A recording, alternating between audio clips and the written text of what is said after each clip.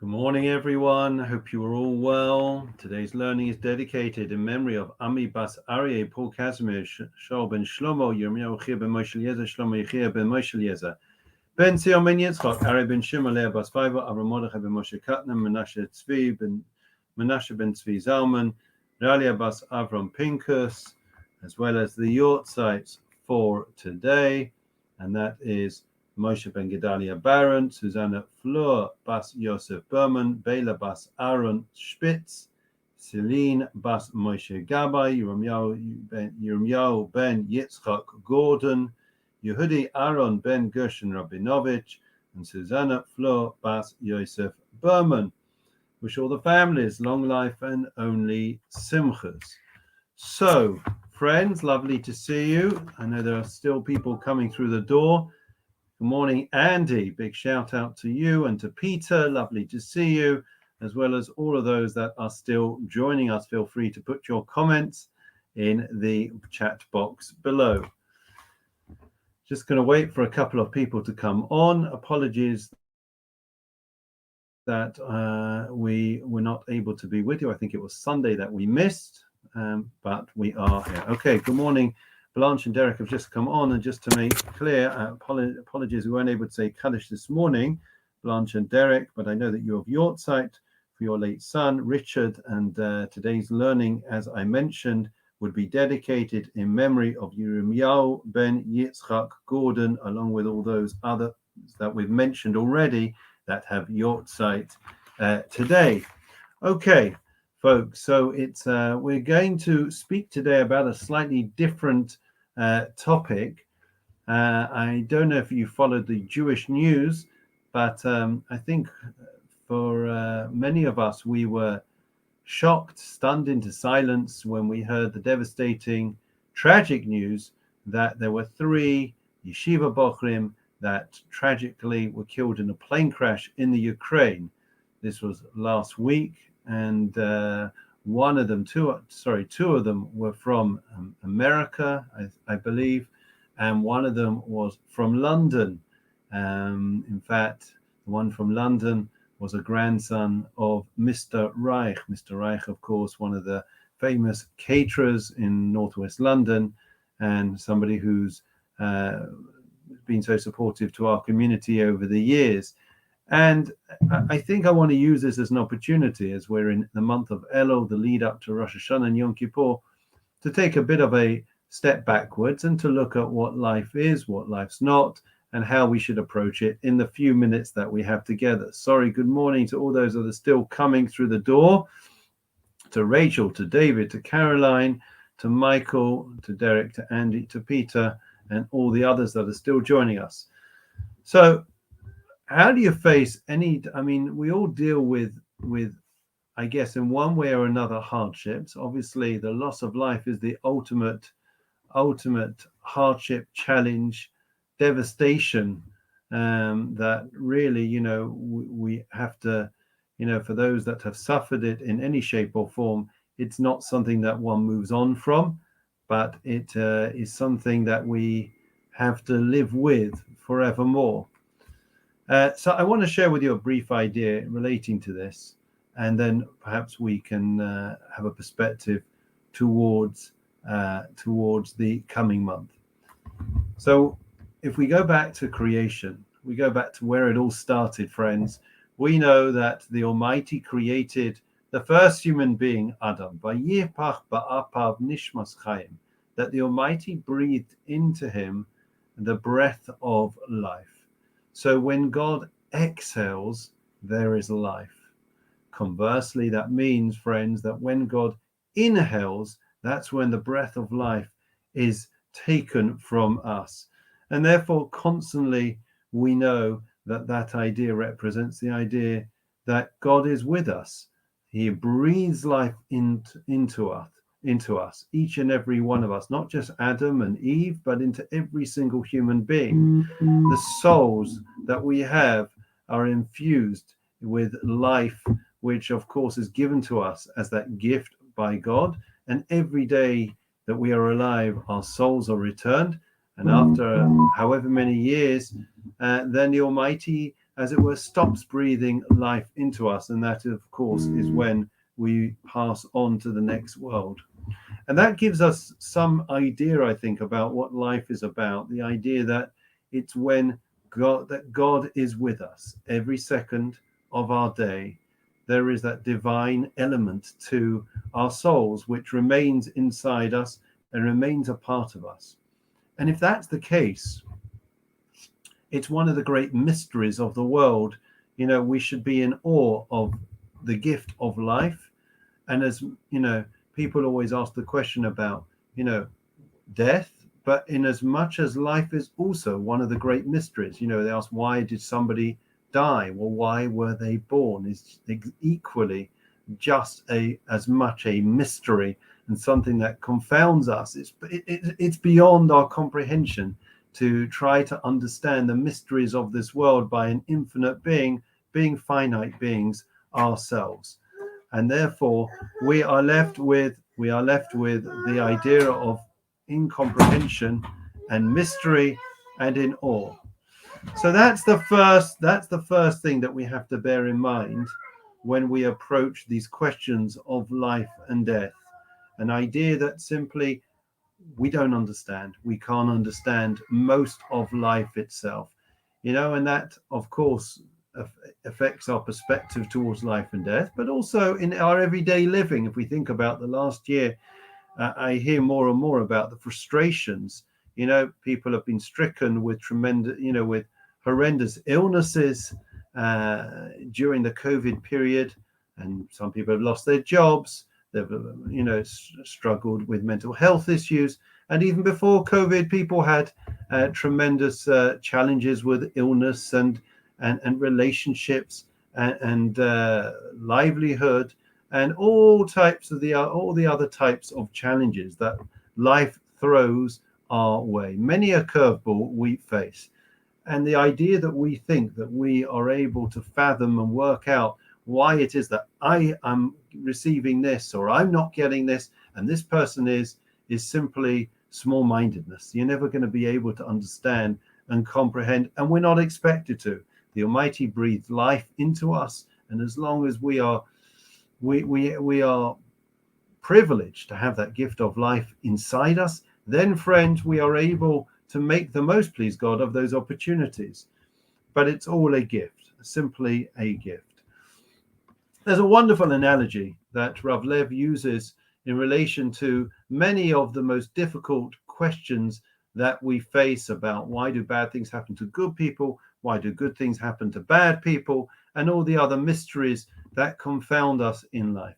And he says as follows: there was once a king, and he decided to commission this great artist to create a masterpiece. And the artist was approached, and he said to him, would you be able to create a masterpiece in honor of my birthday that's upcoming? We're going to have a banquet, a feast. It's 6 months' time. I would like to be able to show off this masterpiece in honor of my birthday. And the artist says, you know what? I'm prepared to do so, but I have certain conditions. One is I need a room which is completely cut off from the rest of civilization. Nobody comes, nobody goes, nobody touches any of my materials. And nobody is allowed to come in that room and to look at my artwork. Okay, I will show it at the end of 6 months, not a day before, not a day after. So the king is rather surprised by the request and demand of this artist, but he wants to see this masterpiece for his birthday, and so he agrees to it. But of course, the artist gets to work, and after a few months, the king, of course, his curiosity gets the better of him, and he decides that he's going to take a peek in the middle of the night. And he goes in, and it's just a couple of months in or 3 months into the commissioning of the artwork, and he sees that there's a schmutter that's covering the easel, and he pulls it off. And to his dismay, instead of him seeing a masterpiece, he sees an absolute mess on the page. There's some black shades, some black lines in one part. There's a bit of yellow at the top. There's some green in the middle. And, he is absolutely infuriated. He says to himself, My kids can draw better than this artist.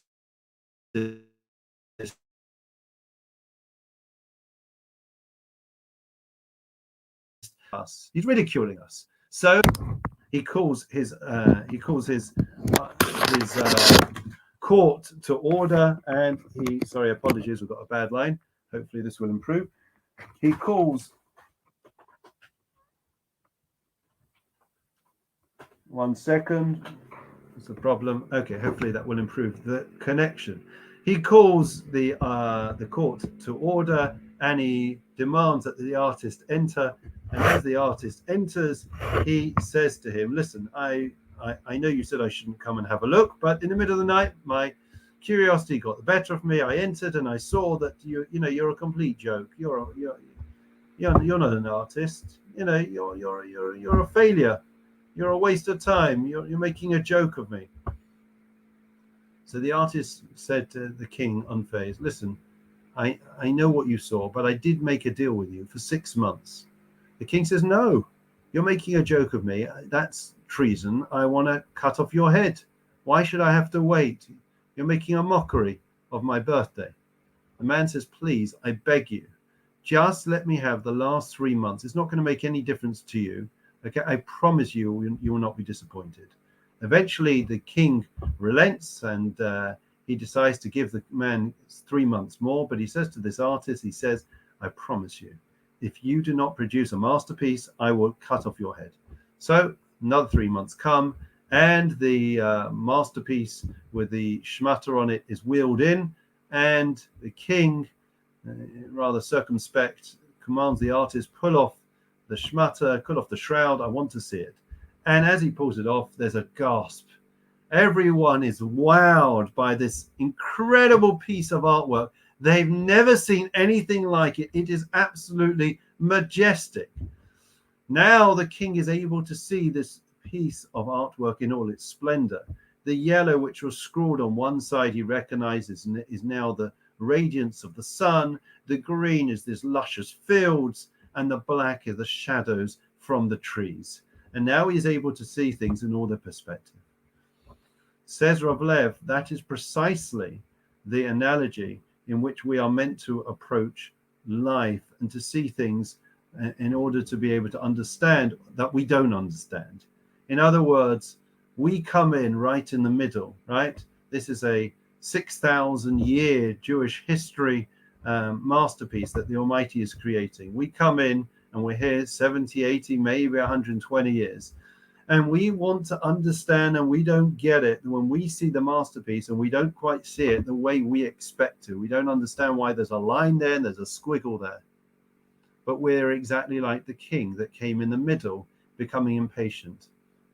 Ultimately, of course, we'll be able to stand back and be able to see things in all their perspective, in all their glory, and to be able to see things in the right perspective. But the key is that perhaps one of the lessons for us to learn is that life is so precious, friends. And if we sit back and we wait for that perfect holiday, for that perfect moment, that perfect sunset, everyone's complaining about the weather. This summer, it's not quite the way I wanted it, right? I had plans. I was going to go to Barbados. I was going to go to the States. I was going to go to Israel. And everything, my whole year, this is the worst year ever. I'm hearing this time and time again. Well, let me tell you, is your year really worse than those families that are now sitting shiva? Is your year really worse than those that no longer have life? So I think, it's really important, and I'm not trying to minimize the disappointments and the upsets that we've had over the last year and the challenges that we all face through the vicissitudes of life. But what I am saying is the gift of life is so precious. Don't allow it to be frittered away because it isn't quite the way we want. Life is precious, and it's never ever, no moment is going to be picture perfect the way we dream about it. We have delusions about the way we think it should be or could be or would be. Whatever we have is the way it should be, right? Because at the ultimately, and this is a difficult one, but ultimately it's God who we say, our rock, who is in control and is pure goodness. And therefore, if the beneficent one is giving us the gift of life, he's giving us everything that we need to make the most of the opportunities that we have. That's what we have to do. So if we're with family or we're not with family, if we're able to pick up the phone, we're not able to pick up the phone, we're able to go on a local trip, or able to go up north, even if it rains, we have to try to be satisfied in our portion in this world and to make the most of every second. Nobody knows what life is going to bring us. At every twist and turn, there's always surprises along life. Make the most of it. Look forwards. Don't look back. Don't look back at last year and say, well, last year I was on a beach. Last year I was, the sun was shining. Last year I was at Wimbledon, or last year it was, I was able to do whatever I wanted. And this year I can't. And therefore I'm writing off this year. Never do that. Every second of today is absolutely sanctified. God has breathed the gift of life into each and every one of us. Make the most of it, because this moment we're never going to get again. Okay, I hope it's not too much of a hard-hitting message, but I'm hearing more and more about people that are struggling. I'm just laughing because I'm seeing Estelle's message, which says, "Good morning. I'm a proud grandmother of 4 A stars." Well, I have to tell you, there's been a deafening silence. I haven't heard from my son. He's in yeshiva, and I don't suspect we're going to. So I'm sure. I wish everyone well. I'm sure they did well, and I'm sure eventually we will hear one way or the other what happened. But whatever the kids get, whether it's A's or B's or C's, all that's important is that they are happy, that they are content, and they have a sense of pride in whatever they've done. And again, we've got to deal with that. Kids and grandkids are not all going to, excuse me, Estelle, are not all going to be able to get A stars and come out shining with roses and get into the places of university, that exactly the place that they want at the time that they want. We have to manage those expectations, and perhaps that's a challenge today, to ensure that we're supportive. We're able there to contain, to support our children and grandchildren when they have disappointments and setbacks in life. It's very easy when those kids, get the grades that they want and get into the place they want. That's great. But in fact, you can build a closer relationship with your children and grandchildren when they have those setbacks and they know that we are there for them. Because if we're there for them when it's tough, when there's challenges, when there's disappointments, then they will know that that the relationship is real, and they'll appreciate that. Okay, I've gone way over time. I'm just going to do a quick memorial prayer, and then I let everyone go. I apologize that we're over time. Adon Olamim Zachoes Nishmois Moshe Ben Gedalian Baron, Susanna Floa Bas Yosef Berman, Bela Bas Aram Spitz, Celine Bas Moshe Gabay, Yirmiyahu Ben Yitzchak Gordon, Yehudi Aram Ben Gershon Rabinovich, Susanna Floa Bas Yosef Berman, Shalchu Li Olamam, Ana Balarachamim, Tasrim B'Seisa Kanafab Li Olamim, V'Tisro B'Zochen Seshmasam, V'Yanucha Mishkvasam B'Shalom V'Namar, Amen. Lastly, for Shlema prayer. I know a number of people are unwell. Misha Berach, Avaseinu Abba Misrav Yaakov, Moshe Aaron, David Shlomo, Uyivak Rapes Achelim, Baba Shana Mispalim, Baba Ram, Bisvazakadosh Baruch Yimalei Rachim Aleihem, Lach Malafosam, Yishlach Lem Fushlan Shemaim Lachalarim Deso Shachu Yisrael, Refuas HaNefesh, Fusakav Hashbok Zman Karib V'Namar, Amen. Sorry for keeping you, but it was an important topic to deal with. I hope everyone appreciates it. Look after yourselves, keep well, and guys, just go out there and make the most of every second of today and every day. You never get a second chance at life.